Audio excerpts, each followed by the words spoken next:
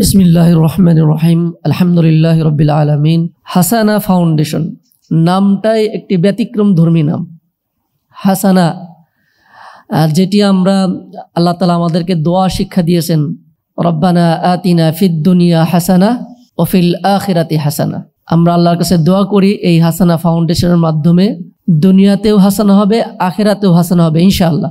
এবং আমার দৃঢ় বিশ্বাস, যিনি এই ফাউন্ডেশনের কর্ণধার, তিনি যেমনিভাবে আমাদের দেশের জন্য হাসানা করবেন এবং আন্তর্জাতিক বিশ্বের জন্য হাসানা করতে সক্ষম হবেন ইনশাআল্লাহ।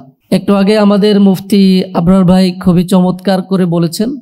আসলে আজকে সিরাত অলিম্পিয়াড এই নামে অনেকগুলাই প্রতিযোগিতা দেখলাম, আমরা সিরাত অনেক আলোচনাও করছি।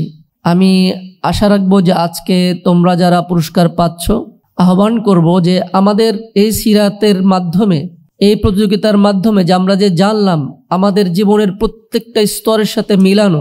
আমরা সিরাতের এত সুন্দর আলোচনা করতেছি, নবী সাল্লাল্লাহু আলাইহি ওয়াসাল্লামের জীবনী আলোচনা করতেছি, তারই দেখানো পথে দাওয়াত দিচ্ছি, কিন্তু সেই দাওয়াতের কোনো প্রভাব আমরা দেখতে পাচ্ছি না। কারণটা কি? যেন আমি মনে করি যে নবী সাল্লাল্লাহু আলাইহি ওয়াসাল্লামের যেই অভ্যন্তরীণ যে দিক ছিল, বাহ্যিক যে দিক ছিল, সবগুলোকেই কিন্তু আমাদেরকে নিতে হবে।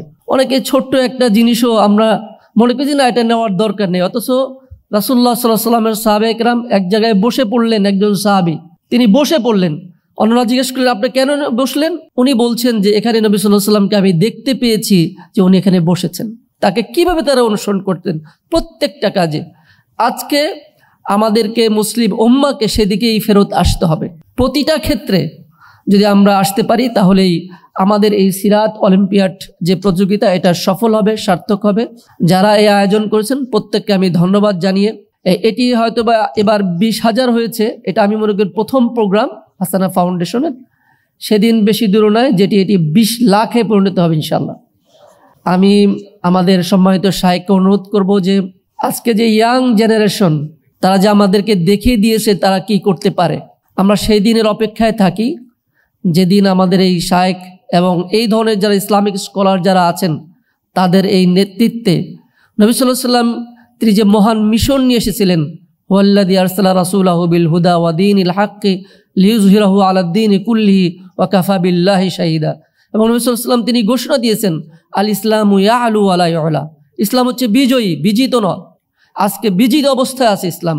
সেই ইসলামকে আমি মনে করি আমাদের প্রিয় শাইখ আল আজহারি ভাই সহ যারা অন্যান্যরা রয়েছেন, তাদের নেতৃত্বে আমরা বাংলাদেশে ইসলামকে বিজয় হিসেবে দেখতে চাই। কি বলেন আপনারা?